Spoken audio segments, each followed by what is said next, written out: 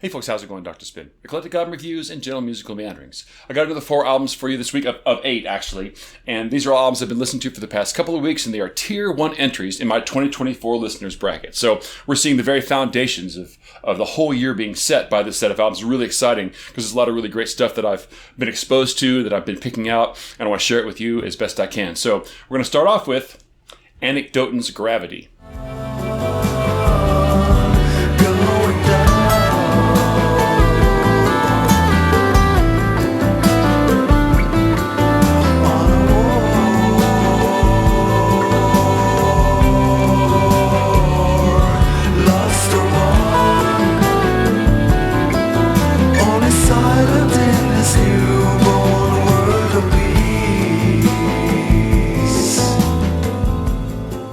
Although Anekdoten never really got the mainstream success that they probably deserved, they were actually a really important band when you talk about the history of progressive rock, and especially in the early 90s when progressive rock almost kind of had died out. It became such a niche underground style. It was really only being held together by magazines, especially European magazines. And Anekdoten was born during this time out of Sweden. First album was released in 1993, right whenever it seemed like the progressive rock was almost dead in the water. And their first 2 albums clearly showed a deference to King Crimson, especially the era of the 70s, towards the end of the 70s when Red came out. But because it's progressive rock, but because it's progression, after a few albums, they started to kind of draw outside of the lines of this style. And 2 albums in is where we find Gravity, album 2003. And by this point, it's not like they'd given up the progressive rock style, but had started to draw outside the lines a little bit and try to find ways to make themselves a little bit more maybe accessible, but without giving up their original feel.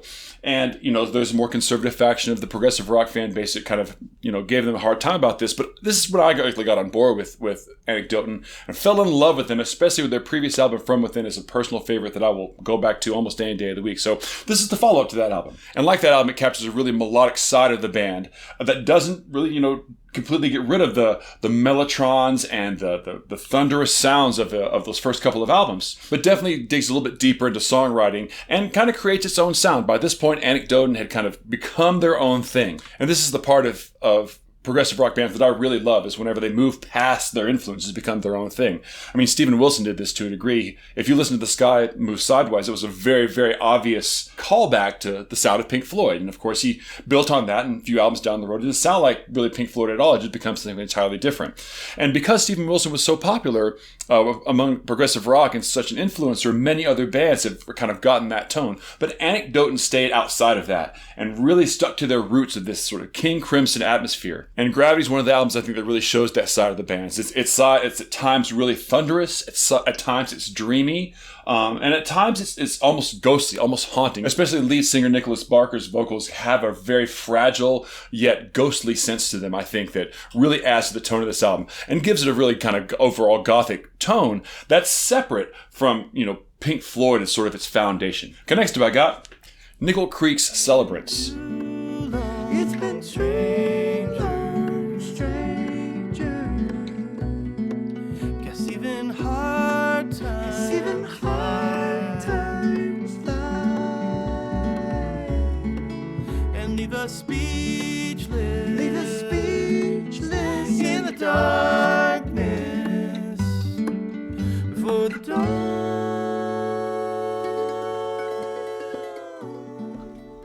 Celebrants is the 5th album by Nickel Creek, and this band could, for all intents and purposes, kind of be considered a progressive bluegrass band, and especially when you talk about this album.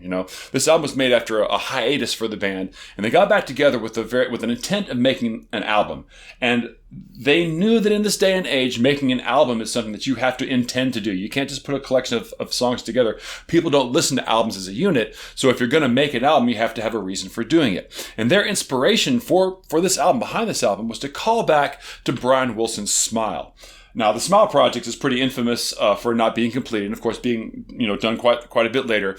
But it was a very ambitious project, and one that really challenged the norms of what was possible in the late 60s with pop music. And Nickel Creek is not trying to recreate the sounds of the Beach Boys here. Instead, they're inspired by the ambition that that Brian and Wilson approached Smile with. And the result is a thrilling and really ultimately entertaining album that captures the virtuosic side of bluegrass, but also pushes it beyond those boundaries. And even outside of its virtuosic performance aspects, there's these deeper concepts that hold the whole album together. It's sort of a song cycle. I don't really know that I would call it a concept album just yet, but definitely there's a sense of interconnectedness and themes that go back inside of each other and make it feel like this is a whole statement. It's an album that's meant to be played from beginning to end, which is one of my favorite formats. The album is how I like to listen. So this album has really been paying off to me, and it's also one I think that has a lot of nuance that can be uncovered with lots of repeated lessons, because every time I hear it, I'm hearing new stuff. So I'm excited about this one for sure. Okay, next up I got Maria BC's Spike Fields.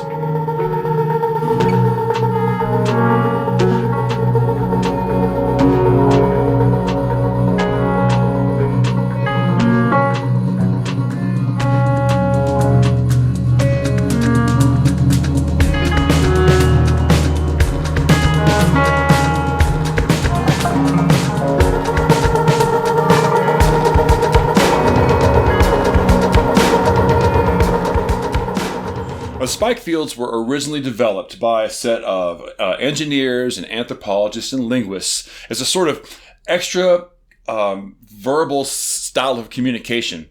And the idea was to sort of show this dangerous areas around nuclear waste dumps. And the spike fields took the form of these large thorns of granite that stuck up out of the ground with the intent of warning people, even if they couldn't speak English. Anybody who had the intelligence to look at these things and know that something was not right, unnatural, to stay away from them. And Maria BC took this concept and interpreted it to mean like the parts of the human psyche that are buried just below the surface. They show their warning signs, but you don't really see the dangers of them. And this concept is what fueled this album. Now, strictly speaking, you could probably call this an ambient album, although it kind of breaks some of those standards because there is some song form there's some vocals, and usually the idea about ambient, music is the wallpaper music. This kind of gets nudged a little bit sort of gently into sort of dream pop or that sort of thing. But ultimately, the feel of it is a very kind of unsettling ambient album. And as such, it's very sparse, it's very open. There's lots of things going on, but they're so spread out, it makes it feel very desolate. But at the same time, there's this really human aspect to it. It has lots of artifacts of human interaction, especially with instruments. The scratch of fingers across acoustic guitar strings. The mechanisms of an old, slightly out-of-tune piano that are on here. These are the results of like human hands on instruments, and I love that. And I also think that Maria BC's voice is very fragile and very restrained on purpose, and it's sort of like this little golden thread that holds the whole thing together. And finally, Altin Gun's Ask.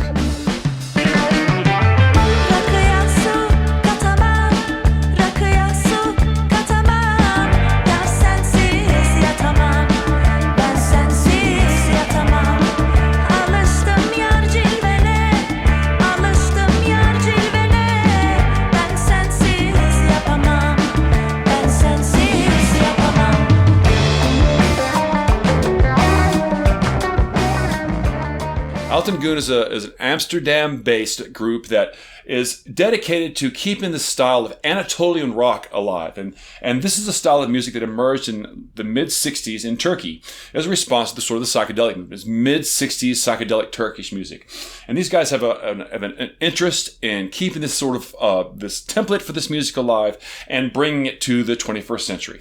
The songs on Ask are actually Turkish folk songs, but they're set to these sort of multi-stylistic retro jams that recall the best songs, especially like kind of 70s retro styles. There's disco on here, there's pop styles on here, rock styles on here, kind of an Ethio-jazz aspect to it, definitely some prog underpinnings. And they also go to great lengths to give it that retro feel by plugging into sort of vintage equipment. Not unlike what Witch did last year on their album Zango, a big effort to capture the sounds of the 70s, not just with like Pro Tools plugins, but actually finding these instruments and making them work. The results are infectious and they're alluring, and there's nary a moment that goes by on this album, despite the fact that it shifts styles subtly from one to the next. that you're not going to find something that's head bobbing and hip shaking and fun to listen to. And of course, that exotic feel that Turkish style singing has with it is also really attractive. I'm particularly fond of the kind of Rick Wakeman-esque Moog solos that show up throughout this. I'm a sucker for a Moog solo, and there's a couple here that sounds like could have been just plucked right off of Journey to the Center of the Earth. So that's all I got for you this time around. So if you like this video, please like and subscribe and share it out with your friends. Also follow me over on Spotify. Of course, I'm building up the 2024 playlist, and please join up with my Patreon. Now's the time to get on. For this year's 2024 listening bracket, I will send you daily albums, I will send you showdowns, and you will get a chance to have your voice heard in the viewers bracket for 2024. So, until you see you next time, I'll catch you on the flip side.